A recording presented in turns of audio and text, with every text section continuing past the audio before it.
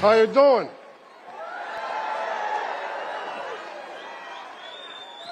Look, let me start out by saying this. If I offend anybody today, I don't give a shit.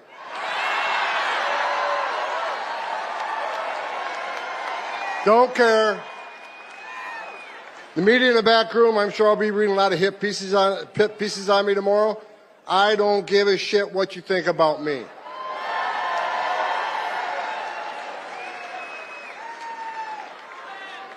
I get asked all the time, does it bother you? There's a big part of this country that hates your guts. I don't care.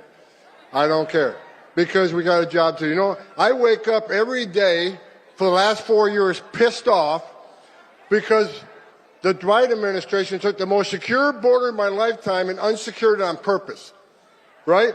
I worked for 6 presidents, starting with Ronald Reagan. Every president I ever worked for took steps to secure the border.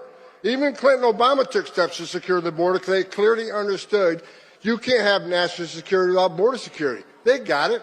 Joe Biden's the first president in history of the nation who came into office and unsecured the border on purpose. So for 4 years, I wake up every day pissed off. That changed November 5th. Now I wake up every day excited because I work for the greatest president of my lifetime, Donald J. Trump.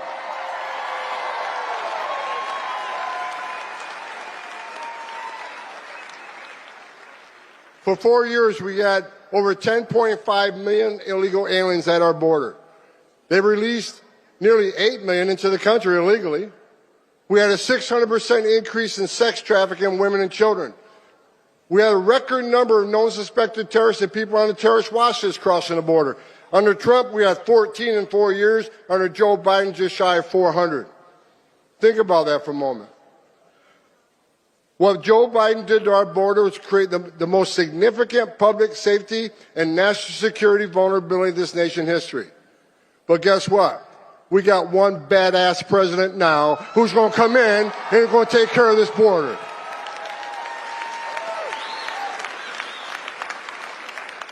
Look at the numbers last few days. I'm telling you, every morning I get up, I can't wait to go to work. Because I know that I have a president who's going to open up every avenue of law enforcement to this great nation. In under 4 weeks, we have illegal crossings on the border down 95%.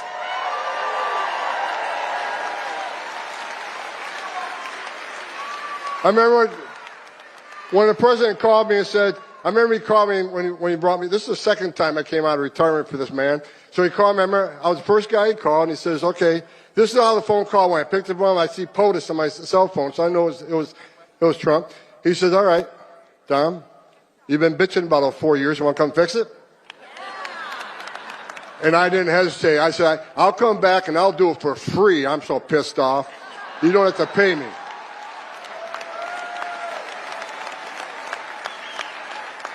And look, in less than a month, illegal crossings down 95%. ICE has arrested over 21,000 people in the nation.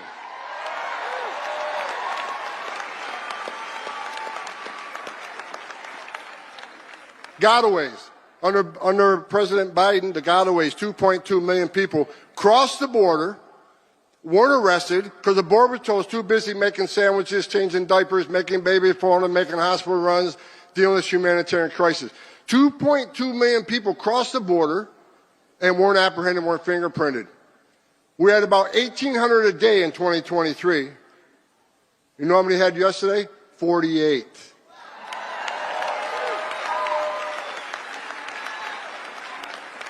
You're talking about 2,000 miles of border and only 48 people escaped, but that's 48 too many. I'm not going to be happy if that number is 0.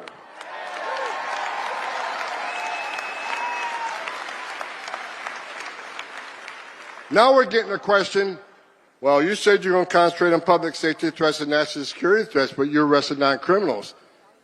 Yeah, damn right we did.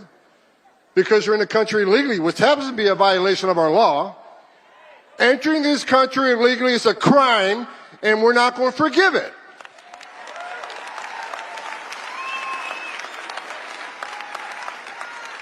Into sanctuary cities, game on, because Pam Bondi's back into place. And Kash Patel is back running the FBI.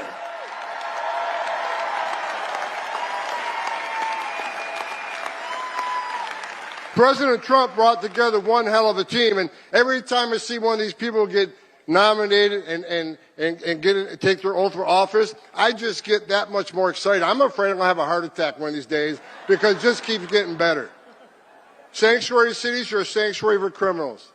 I've read all these stories this week. Tom Homan insulted AOC. Well, look, it's not an insult if it's true.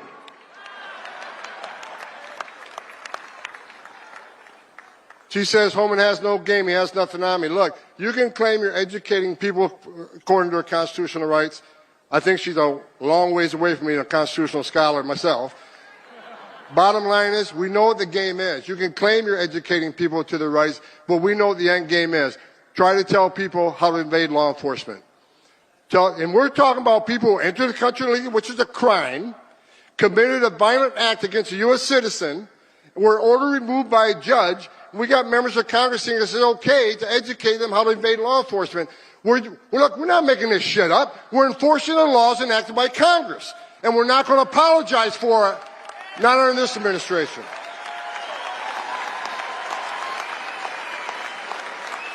We got great governors out there. Governor Pritzker, you ain't one of them.